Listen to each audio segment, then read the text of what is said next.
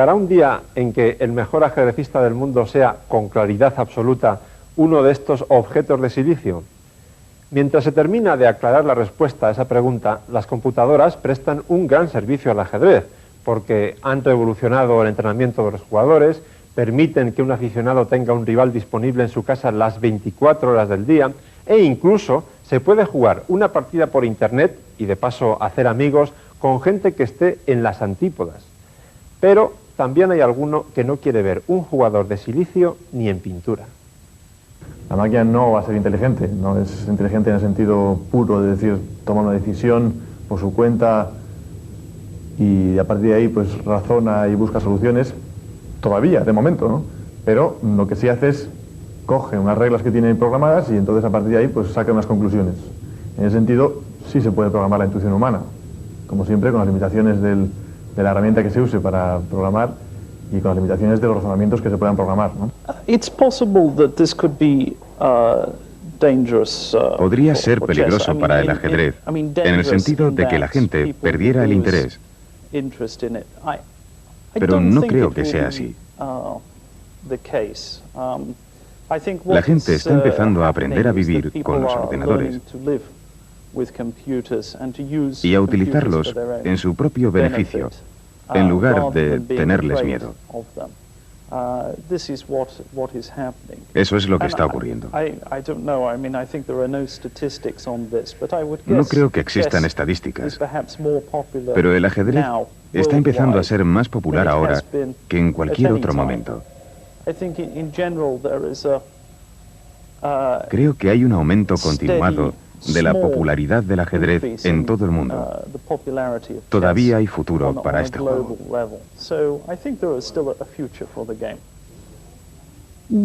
Hasta peligroso no, hasta un cierto punto sí, pero yo creo que no, el ajedrez va a seguir existiendo, claro, pero se va a jugar de una forma diferente, va a ser más perfecto, me imagino, porque claro, ahora los seres humanos hacemos muchos errores y con la ayuda de los ordenadores nosotros también vamos a entrenar con ellos y vamos a perfeccionar nuestro juego también.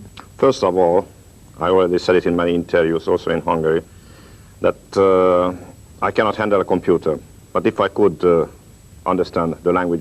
Primero le diré que no sé manejar un ordenador, pero si supiera, inventaría un mecanismo para destruir todos los ordenadores. No solo por el ajedrez. Creo que son un peligro para la humanidad.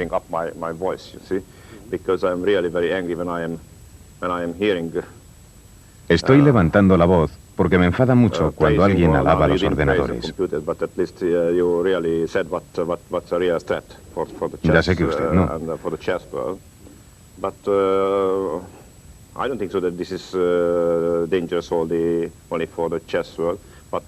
Creo que los ordenadores son negativos para el ajedrez.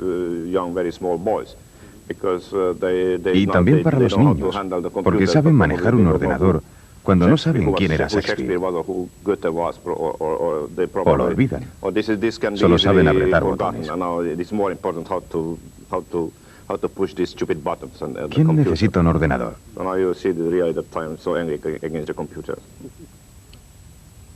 Yo no lo veo así, porque yo pienso que lo interesante para los jugadores es jugar contra otros jugadores. Entonces yo veo más la máquina, la computadora, como una ayuda.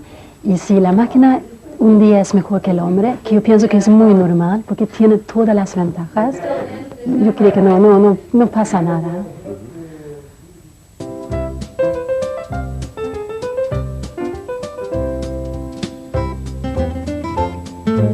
La clavada es uno de los temas tácticos más importantes, más frecuentes y más estimulantes.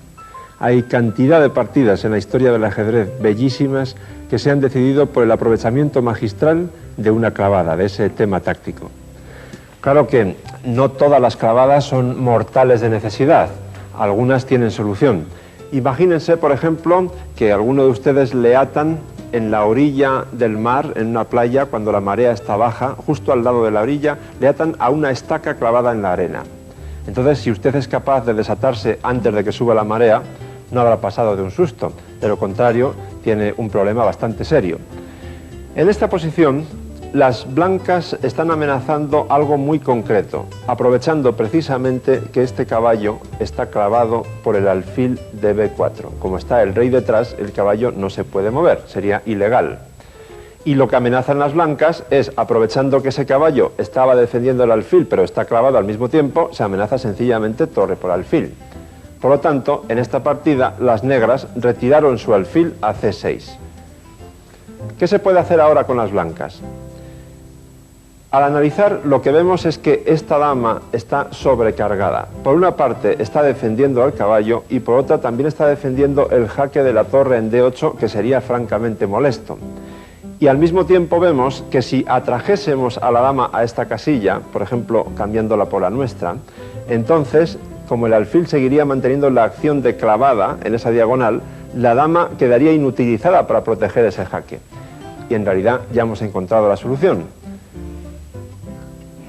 Dama por E7, se sacrifica la dama sin miedo porque lo que vamos a obtener vale más que la dama sacrificada. Dama por E7, evidentemente, torre D8, jaque, como la dama está clavada no puede capturar la torre, única defensa legal alfil E8 y como la dama sigue estando clavada, torre por E8, jaque mate. En este caso la marea fue rapidísima.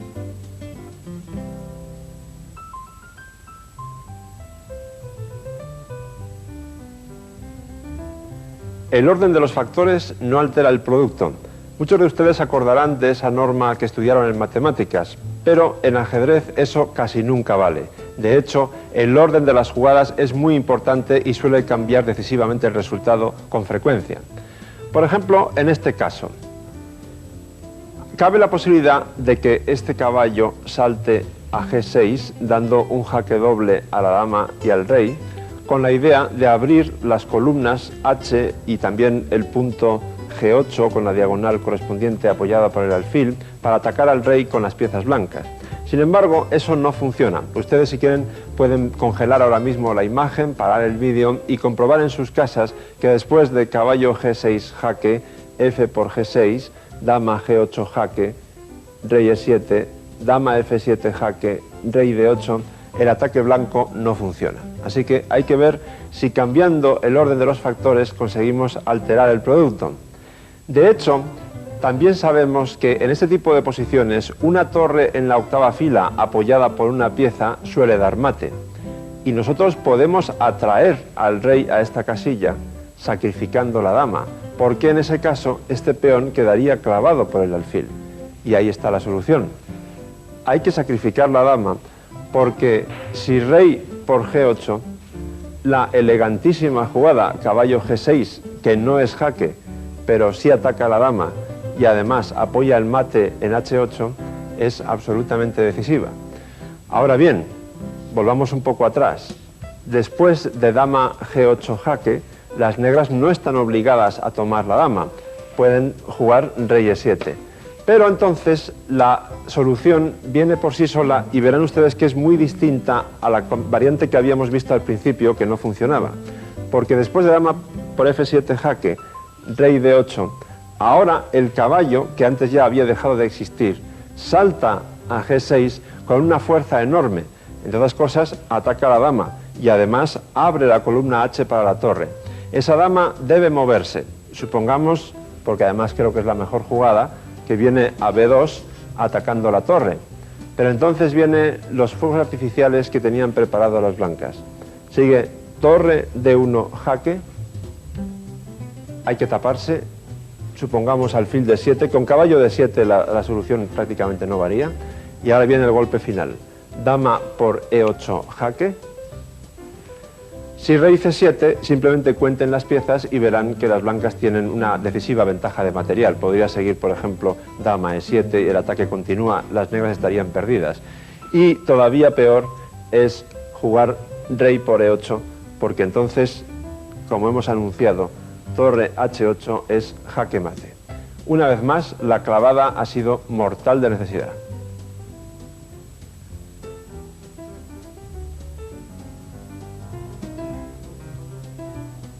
Si hubiera que poner un título a esta posición, yo la llamaría la recontraclavada. Ahora me explico.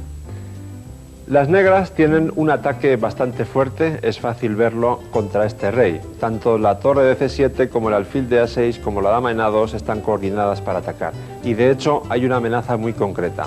Alfil por E2, dama por E2 y torre C2, y las blancas parece que tendrían que abandonar porque ganan la dama. Mejor dicho, las blancas pierden la dama. Entonces el jugador de las blancas piensa entre rendirse o buscar alguna solución de emergencia. Y de pronto se da cuenta de que cuando esta torre llegue a C2, primero, estará en la misma horizontal que la dama negra, y segundo, estará en la misma vertical que el rey negro. Y entonces hace una jugada, torre G1, que yo calificaría de hipócrita, porque aparentemente no hace nada. ¿Dónde está el truco? Pues que el jugador de las negras va a toda velocidad, aquí lanzada su combinación, que él cree que le va a dar una gran alegría, y juega torre C2, como hemos dicho. Pero lo que obtiene es un gran disgusto, porque si ustedes han comprendido ya lo que hemos dicho antes, entonces viene este golpe tremendo. Torre C1 y el gozo de las negras está en un pozo. Ahora no pueden tomar la torre por dama y no pueden tomar la dama porque sería ilegal, porque la torre estaría clavada. Es decir, las negras se han cocido en su propia salsa.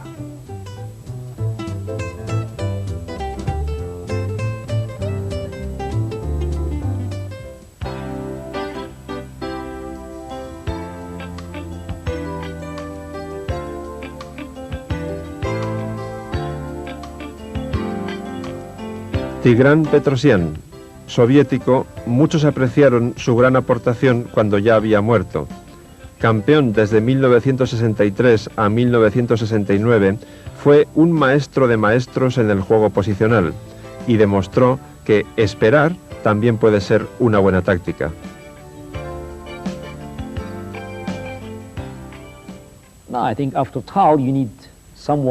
Después de Tal, hacía falta alguien más frío, porque el ajedrez de Tal era tan trepidante, había demasiadas expectativas, demasiadas combinaciones, y se necesitaba a Petrosian con su gran habilidad para esperar, para localizar las posiciones ventajosas.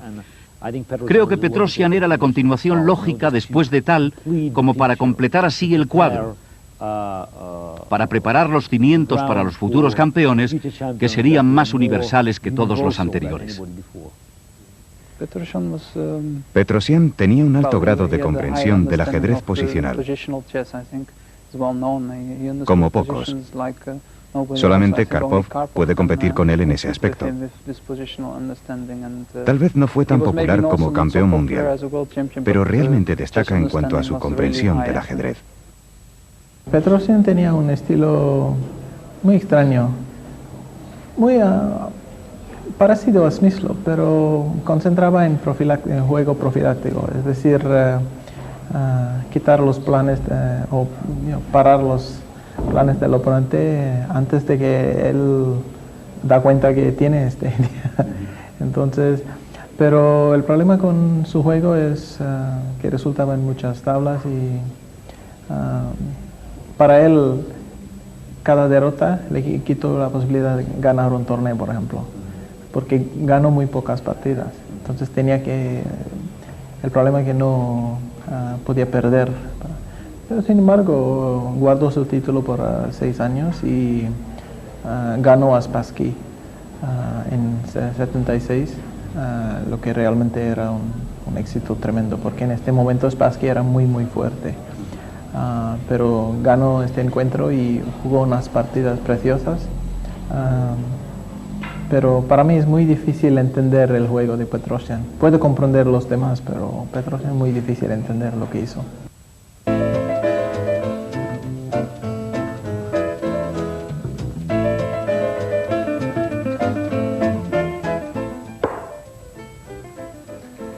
Ya hemos hablado varias veces de la enorme fuerza que adquiere un rey cuando se cambian las piezas y se llega a un final de partida.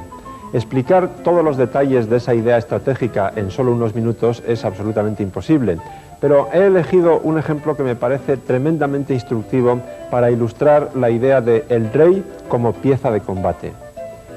La partida que vamos a ver, o el trozo de la misma, corresponde al famoso torneo de Nueva York de 1927, con las piezas blancas, el gran Aliógin o Alekhine, contra Spielmann, un rival que precisamente se distinguía por su gran pericia en los finales de torre, como este que tenemos en el tablero. Las buenas noticias para las blancas son que su peón en A7 es realmente muy potente. Las malas son que la torre en A8 está totalmente limitada en sus movimientos a defender ese peón. Ahora bien, ese maldito peón, entre comillas, está restringiendo a su vez muchísimo los movimientos de las dos piezas negras.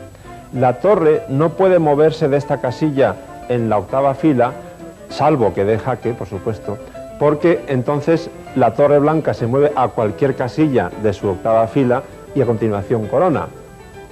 El rey negro tampoco está para muchas alegrías, porque en cuanto asome hacia la tercera fila, si este se marchase de aquí, quiero decir, entonces la torre blanca de A8 se desplaza dando jaque y a continuación el peón corona y costaría esta torre. Primera deducción, la única de las cuatro piezas que realmente tiene mucha libertad es el rey blanco. Ahora bien, las negras tienen dos peones pasados en D5 y H5 con los que pueden contraatacar. Entonces, el plan de las blancas, que es tremendamente profundo, se divide en cuatro partes. Primera, controlar el avance de este peón. Segunda, especulando con el avance de este otro, que también está pasado, llegar a una posición en la cual las negras tengan que sacrificar el de H5. Tercera, volver con el rey hasta el flanco de dama para restringir al máximo los movimientos de esa torre. Y por último, cuarta, penetrar con este rey en el flanco de dama y decidir la partida. ¿Cómo hizo eso Aliógin? Vamos a verlo inmediatamente. Rey E5. La idea es avanzar F5, F6, que sería muy peligroso. Por lo tanto, las negras dan jaque.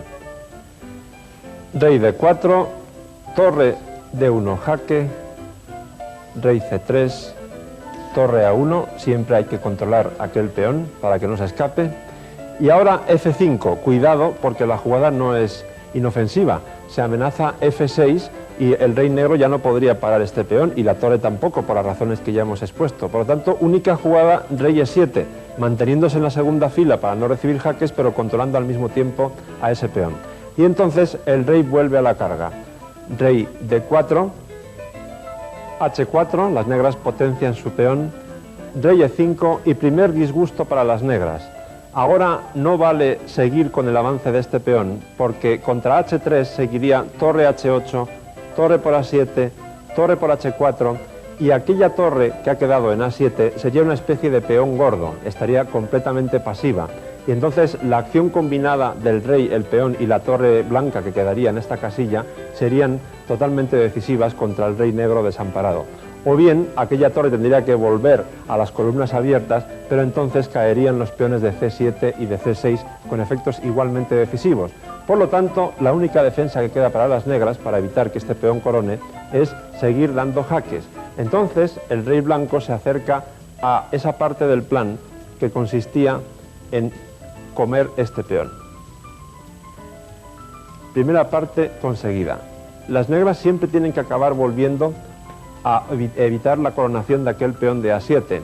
Las blancas ahora pasan a la siguiente fase, siempre especulando con el avance de peón, para lo cual hay que seguir dando jaques y volver, o seguir dando jaques, que sería equivalente en este caso. Jaque, rey 4 dama, jaque, rey aquí, torre aquí,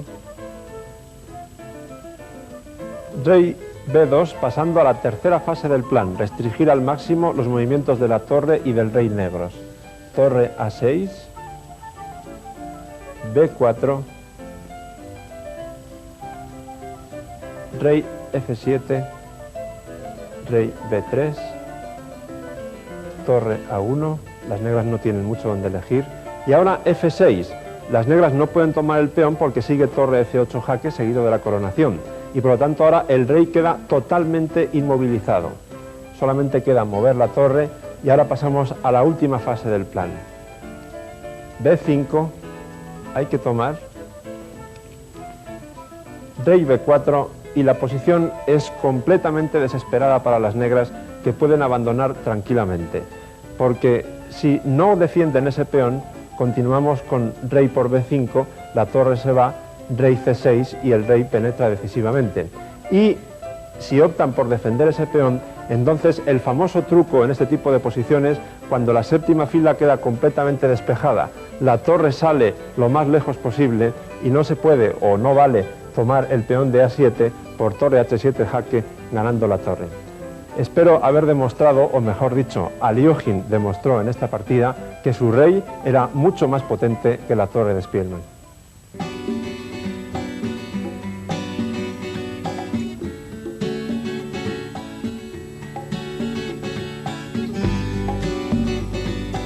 A mí este rey me recuerda a un emperador chino, y la partida que vamos a ver a continuación fue disputada en Tilburg, Holanda, en 1991, por el británico Nigel Short y el holandés Jan Timman, dos de los jugadores occidentales más fuertes de aquel momento. Llegados a este punto, ustedes pueden preguntarse, bueno, ¿y eso qué demonios tiene que ver con un emperador chino? Vamos a dejarlo en suspense, dentro de un rato lo van a comprobar ustedes. Por ahora, les adelanto que Nigel Short merece pasar a la historia, y además con letras de oro, simplemente por lo que hizo en esta partida, que es realmente impresionante. Short fue subcampeón del mundo en 1993, cuando perdió ante Garry Kasparov, pero mucho antes la prensa británica ya se ocupaba de él, cuando era todavía un niño, porque fue un genio precoz, y también fue un rockero precoz, hasta que un día decidió dejar la guitarra a un lado y centrarse en el tablero. Short tenía las piezas blancas y comenzó el juego con el peón rey.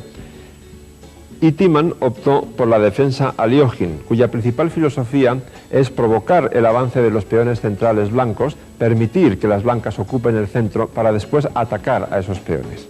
De hecho, es lo que ocurrió en la partida. E5, caballo D5, D4, las blancas ocupan el centro y las negras empiezan a minarlo inmediatamente. Caballo F3, G6, todo ello con las mismas ideas. Alfil C4 atacando el caballo, caballo B6, alfil B3, alfil G7, dama E2. Todo esto se ha jugado muchas veces, no hay ninguna novedad. Caballo C6 sigue atacando el centro blanco, enroque, enroque. Como ustedes pueden ver, para poder jugar la defensa de Aliógin, es indispensable no tener miedo o no sufrir claustrofobia, no tener miedo a ocupar pocos espacios o a moverse en espacios muy limitados, como les ocurre a las negras en este momento. H3, A5. Las negras intentan ganar no solo espacio en el flanco de dama, sino de hecho ganar el alfil con A4, por lo tanto hay que tomar medidas contra eso, y Short juega A4. Las negras ya deciden liquidar el centro, toman el peón de E5, las blancas juegan D por E5, y vean cómo ese peón podríamos llamarlo como de doble filo. Por una parte es una cuña avanzada, porque permite más adelante poder atacar al rey negro. Por otro lado es un peón débil que las negras pueden atacar. La partida siguió con caballo D4, caballo por y dama por D4. Se ataca el peón dos veces, por lo tanto hay que defenderlo dos veces. Torre E1. E6. Esta es una jugada discutible, pero quizás sea la mejor. En buena lógica, lo que pide el cuerpo es sacar el alfil que está en C8, pero eso tiene también su lado malo. Timman probablemente pensó que si lo sacaba a F5, que sería su casilla natural, las blancas, no sé si ahora mismo o quizá en la siguiente jugada, podrían responder E6 y romper ya directamente esa brecha en el centro de las negras. La alternativa, que es jugar alfil E6, evita eso, pero no es muy bonita, al menos a simple vista, porque seguiría alfil por F6, perdón, alfil por E6, y los peones negros quedan bloqueados ahí y doblados en las casillas E7 y E6. Bastante fea la estructura. Por lo tanto, Timman opta por bloquear a ese peón de E5, fijarlo en la casilla que está ocupando ahora mismo con la jugada E6. Caballo de 2, prosigue el desarrollo. Caballo de 5, ocupando ese puesto fuerte en la casilla central de 5. Caballo F3 ataca a la dama. Dama C5 y dama E4. El plan de Short está ya muy claro. Quiere trasladar la dama al flanco de rey para empezar inmediatamente el ataque sobre el enroque. Y por lo tanto, Tiemann se da cuenta de ello e intenta evitarlo con dama b4 proponiendo el cambio de damas. Pero aquí Short actúa con absoluto sentido común. Si lo que quiere es atacar en el flanco de rey, no puede permitir que las damas se cambien, porque la dama es la pieza más potente para el ataque. En consecuencia, juega alfil c4, obstruyendo esa acción de la dama negra sobre su colega blanca. Las negras insisten y juegan caballo b6 atacando el alfil. Y ahora, aunque sea el precio de debilitar de la estructura de peones del flanco de dama, Short juega b3 porque una vez más es consecuente. Tiene que conservar las damas a toda costa para poder atacar. Caballo por c4, b por c4. Insisto, la estructura de peones blancos no es precisamente muy recomendable, pero lo importante es atacar al rey. Ese es el factor primordial. Aquí las negras tienen que jugar antes de nada torre e8 porque se estaba amenazando alfil a3 con ataque sobre la dama y, digamos, por rayos X sobre la torre que estaba en f8. Después de torre 8 siguió torre d1, las blancas empiezan a ocupar la columna, dama c5 y Short sigue con su plan y traslada la dama a h4 para atacar. Ahora no serviría alfil por e5, simplemente porque después de alfil e3 la dama no dispone de ninguna casilla para poder defender el alfil de e5. Entonces Tiemann jugó b6. Alfil e3, terminando el desarrollo de las piezas menores, dama c6, y ahora alfil h6, porque lógicamente las blancas deben intentar cambiar el único defensor que queda de esas debilidades en las casillas negras que son f6 y h6. Sería desde luego mortal permitir que las blancas cambiasen ese alfil. Quiero decir, las negras no pueden jugar ahora alfil por h6 porque seguiría dama por h6 seguido del plan muy fácil torre d4, torre h4 y mate en h7. Por lo tanto, Tiemann juega alfil h8. Y ahora Short continúa con su plan lógico y juega torre d8, no se puede tomar porque sería mate, pero lo que en realidad quiere es conseguir un control absoluto de la columna D. Las negras jugaron alfil b7, torre a d1 y alfil g7. Triste necesidad, pero el ataque de las blancas empieza a ser realmente tremendo. Ahora ya Short no tiene prisa para cambiar esos alfiles, ahí están, y juega torre d8 a d7. Como ven, la torre primero ha entrado en la octava fila, pero su verdadero objetivo era ocupar la séptima, porque ahora ataca el punto f7, que es realmente una amenaza muy peligrosa. Tanto que las negras tienen que jugar ahora torre f8, es una triste necesidad. Aquí es muy importante recordar algo que Tiemann comentó después de esta partida. Él reconoció que su primera idea era jugar dama e4, proponiendo el cambio de damas. Y solo en el último momento, cuando tenía casi la pieza en la mano, se dio cuenta de que había una combinación oculta terrible. Si dama e4, las blancas entregan su torre con torre por f7. Contra rey por f7 seguiría torre d7 jaque. Ahora hay dos posibilidades. La primera es rey f8, pero es malísima porque dama f6 jaque, aprovechando la clavada del alfil en g7 y es mate pronto. La otra alternativa, después de torre d7 jaque, es ir a g8, entonces hay una combinación preciosa, torre por g7 jaque, rey h8, torre por h7 jaque, y la torre es incomestible por caballo g5 jaque ganando la dama. Por lo tanto, insisto, triste necesidad, Tiemann tiene que defender el punto f7 colocando su torre en f8. Siguió alfil por g7, rey por g7, y ahora hay que sumar la otra torre al ataque, jugando esa torre a d4. Como ven, la eficacia de las piezas blancas no puede ser mayor.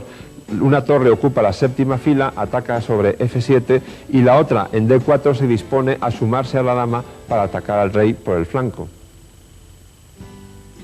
Las negras traen más material para la defensa, con torre a e8, dama f6 jaque, ahora ya la casilla negra tan débil ha caído definitivamente y es ocupada por la dama, rey G8 y H4, lógicamente para abrir una brecha más o simplemente para hacer H5, H6 y mate en G7. Hay que evitar eso, hay que bloquear ese peón con H5. Y aquí esta posición merece un detenido análisis. Aparentemente todo es muy bonito para las blancas. Tienen sus piezas colocadas de forma inmejorable.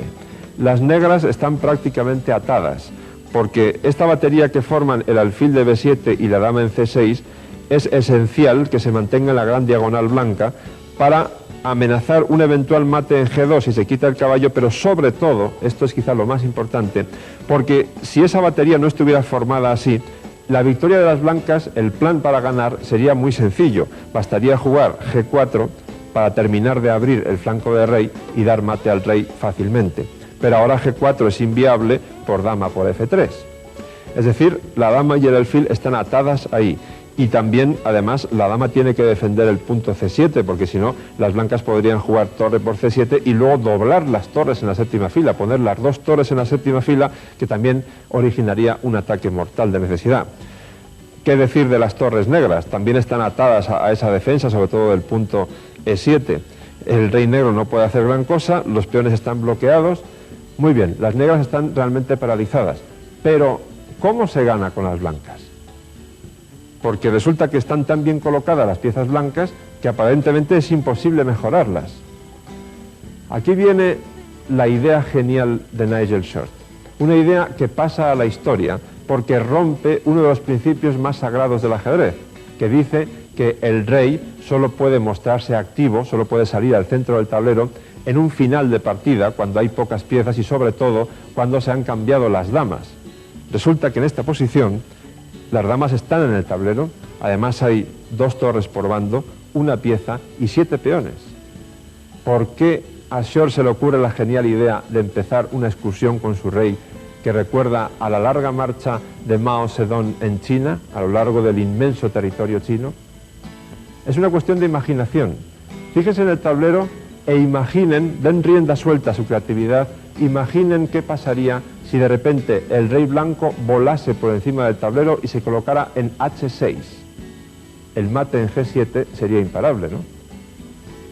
Como las piezas blancas, como la estructura de peones y de piezas forma una muralla, la muralla china, Short se refugia en esa muralla y empieza la larga marcha del rey blanco hacia H6.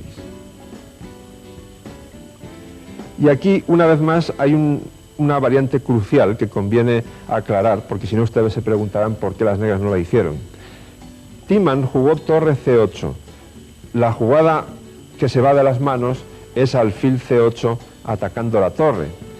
Pero, como les he dicho antes, ese alfil resulta esencial en B7 para evitar que las blancas jueguen G4 y terminen de abrir el flanco de rey.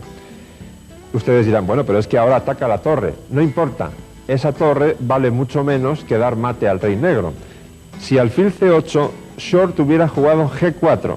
Hay muchísimas variantes, pero ustedes pueden comprobar en su casa cómo las blancas ganan en todas. La idea básica es muy sencilla, abrir las columnas H y G para que entre la dama que está en F6 y la torre que está en D4 acaben dando mate al rey negro.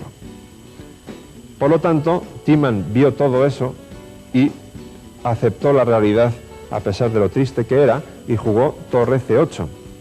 Short siguió con su plan, rey G3, torre C, E8.